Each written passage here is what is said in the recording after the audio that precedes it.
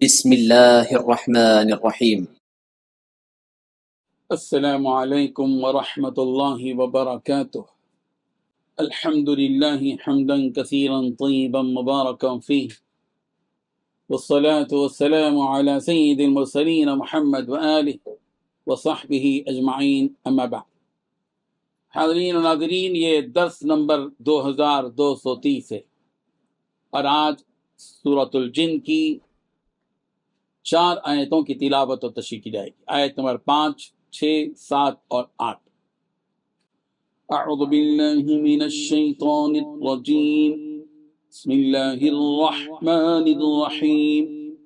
وَأَنَّا ظَنَنَّا أَن لَّن تَقُولَ الْإِنسُ وَالْجِنُّ عَلَى اللَّهِ كَذِبًا وَأَنَّهُ كَانَ رِجَالٌ مِّنَ الْإِنسِ يعوذون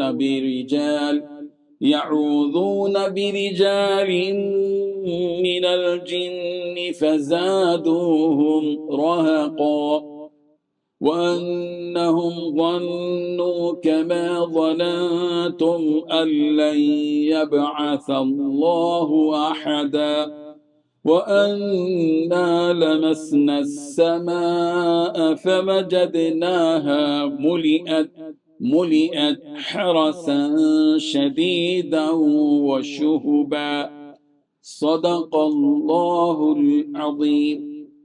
لفظی ترجمہ یوں ہے، وَأَنَّا، اور یہ کہ ہم نے، ظننا، گمان کیا تھا، أَلَّن تقول، کہ ہرگز نہیں کہیں گے، الانس، انسان، والجن، اور جنات، علی اللہ، اللہ پر، کذباً، جھوٹ۔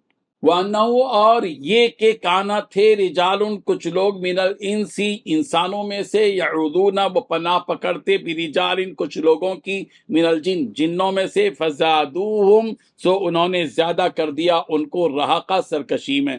وَأَنَّهُمْ ظنوا، اور یہ کہ انہوں نے بھی گمان کر لیا تھا، کما، جیسا کہ ظننتم، تم نے گمان کیا تھا، اللہ یبعث اللہ، کہ ہرگز نہیں بھیجے گا اللہ، احدن، کسی کو بھی۔ وَأَنَّا، اور یہ کہ ہم نے، لمسنا، ٹٹولا، السماء، آسمان کو، فوجدناها، تو ہم نے اسے پایا، ملیت، بھرا ہوا، حرسا شدیدا، سخت پہرے داروں سے، وہ شہبا، اور شعلوں سے۔ ترجمہ یوں ہے، اور یہ کہ ہم نے یہ سمجھا تھا کہ انسان اور جنات اللہ کے بارے میں جھوٹی بات نہیں کہیں گے، اور یہ کہ انسانوں میں سے کچھ لوگ جنات کے کچھ لوگوں کو پناہ لیا کرتے تھے، اس طرح ان لوگوں نے جنات کو اور سر پر چڑھا دیا تھا، اور یہ کہ جیسا گمان تم لوگوں نے کہا تھا، انسانوں نے بھی یہی گمان کیا تھا کہ اللہ کسی کو بھی مرنے کے بعد دوسری زندگی نہیں دے گا، اور یہ کہ ہم نے آسمان کو ٹٹولنا چاہا تو ہم نے پایا کہ وہ بڑے سخت پہرے داروں اور شعلوں سے بھرا ہوا ہے۔ ان 4 آیتوں میں 5 باتیں بیان کی گئی ہیں۔ پہلی بات، ہم نے یہ سمجھا تھا کہ انسان اور جنات اللہ کے بارے میں جھوٹی بات نہیں کہیں گے۔ دوسری بات، انسانوں میں سے کچھ لوگ جنات کے کچھ لوگوں کی پناہ لیا کرتے تھے۔ تیسری بات، اس طرح ان لوگوں نے جنات کو اور سر پر چڑھا دیا تھا۔ چوتھی بات، جیسا گمان تم لوگوں کا تھا، انسانوں نے بھی یہی گمان کیا تھا کہ اللہ تعالیٰ کسی کو بھی مرنے کے بعد دوسری زندگی نہیں دے گا۔ پانچویں بات، ہم نے جب آسمان کو ٹٹولنا چاہا تو ہم نے پایا کہ وہ بڑے سخت پہرے داروں اور شعلوں سے بھرا ہوا ہے۔ بزرگان محترم، جنات نے اپنی قوم سے باتوں کا سلسلہ جاری رکھتے ہوئے یہ بھی کہا کہ ہم تو پہلے یہ سمجھتے تھے کہ انسان اور جنات اللہ تعالیٰ کے بارے میں جھوٹ بات کبھی نہیں کہیں گے، اس لیے ہم نے ان کی ان باتوں کو پہلے مان لیا تھا جو انہوں نے اللہ تعالیٰ کے بارے میں جھوٹی باتیں کہی تھی، یعنی اللہ تبارک و تعالیٰ کی جانب انہوں نے بیوی کو منسوب کیا کہ اللہ کو بیوی ہے، اولاد کو منسوب کیا کہ اللہ تعالیٰ کو اولاد ہے، تو ہم نے ان کی بات کو سچا سمجھا تھا۔ لیکن جب ہم نے اپنے کانوں سے اللہ کا مقدس کلام سنا اور اس کی توحید کا سبق ہم نے پڑھا تو ہمیں یہ بات واضح ہو گئی کہ ہم نے جو کچھ بھی پہلے کہا گیا تھا وہ سب جھوٹ تھا، اور حقیقت یہی ہے کہ اللہ تبارک و تعالیٰ کی نہ تو کوئی بیوی ہے اور نہ ہی کوئی اولاد، وہ اکیلا ہے، وہ تنہا ہے، اس کا کوئی شریک نہیں۔ اور پھر کہنے لگے کہ ہم جنات میں سے کچھ لوگ یہ سمجھتے ہیں کہ وہ انسانوں سے افضل ہیں۔ اس کی وجہ یہ ہے کہ جب کبھی یہ انسان کسی جنگل یا کھلی جگہ میں رات گزارتے تو کہتے کہ ہم جنات کی پناہ لیتے ہیں، ہر اس چیز سے جو ہمیں اس جنگل میں نقصان پہنچائے، انسانوں کے اس عمل نے ان جنات کو اور سرکش بنا دیا تھا اور وہ اپنے آپ کو بڑا سمجھنے لگے تھے، حالانکہ بڑائی تو صرف اللہ تبارک و تعالیٰ ہی کی ہے، اور پناہ بھی اللہ تعالیٰ ہی کی مانگنی چاہیے۔ لہذا جب اسلام آیا تو اسلام نے سکھایا کہ پناہ صرف اللہ کی مانگا کرو، ان جنات کی نہیں۔ مانگنے کی والی ذات جس کے مانگا جائے وہ اللہ تبارک و تعالیٰ ہے۔ بندے سارے کے سارے مانگیں گے، اور مانگیں گے کس سے؟ اس سے جو زمین اور آسمان کا خالق اور مالک ہے۔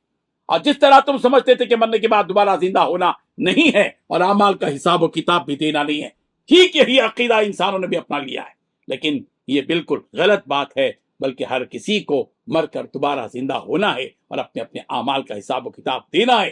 یہ سب ان جنات کو کیسے معلوم ہوا؟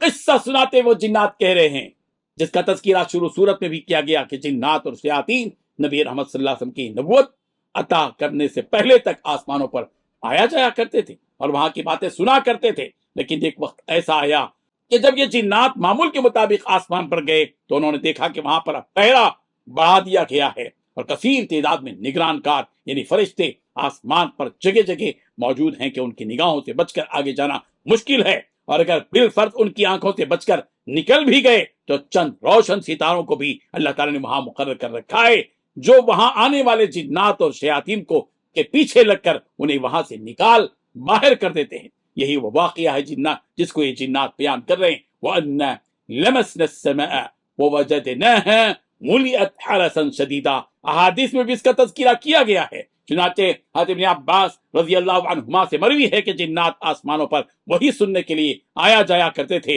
اور جب کوئی ایک بات سنتے تو اس میں اپنی جانب سے 9 باتیں اور ملا دیتے۔ وہ ایک کلمہ جو یہ سنتے وہ تو حق ہوتا، لیکن باقی 9 حصے باطل ہوتا۔ پھر جب آپ علیہ الصلوۃ والتسلیم کو نبی بنایا گیا اور آپ پر وحی کا سلسلہ شروع ہوا تو انہیں آسمان کی جگہوں پر بیٹھنے سے منع کر دیا گیا۔ پھر ان جنات نے اس کا تذکرہ ابلیس سے کیا، پہلے تو ہمیں اس طرح روکا نہیں جاتا تھا، اب کیوں روکا جا رہا ہے؟ تو ابلیس نے کہا کہ یقیناً کوئی معاملہ پیش آیا ہے جس کی وجہ سے اتنی پہریداری کی گئی ہے۔ چنانچہ اس نے اپنے لشکر کو اس بات کا پتہ لگانے کے لیے بھیجا تو انہوں نے نبی رحمت صلی اللہ علیہ وسلم کو دونوں پہاڑوں کے بیچ نماز پڑھتے ہوئے پایا، جس کا تذکرہ پچھلی آیتوں میں بھی ہوا۔ اللہ تبارک و تعالیٰ ان حقائق کو سمجھنے کی اور پر یقین رکھنے کی توفیق عطا فرمائے، آمین۔ وآخر دعوانا ان الحمد للہ رب العالمین۔ منبر و محراب فاؤنڈیشن کے ذریعے جس تحریک کا آغاز کیا گیا اور گزشتہ 1 سال سے علماء کرام اور ٹیم کام کر رہی ہے، اس کی تفصیلات آپ کو اس لنک میں ملے گی جو 15 روزہ رپورٹ کے ذریعے آ رہی ہے، آپ ضرور دیکھیے۔ آپ کی اور ہماری اخلاقی ذمہ داری ہے کہ منبر و محراب فاؤنڈیشن نے اس تحریک سے کیا کچھ کیا ہے اور کیا کرنا چاہتا ہے۔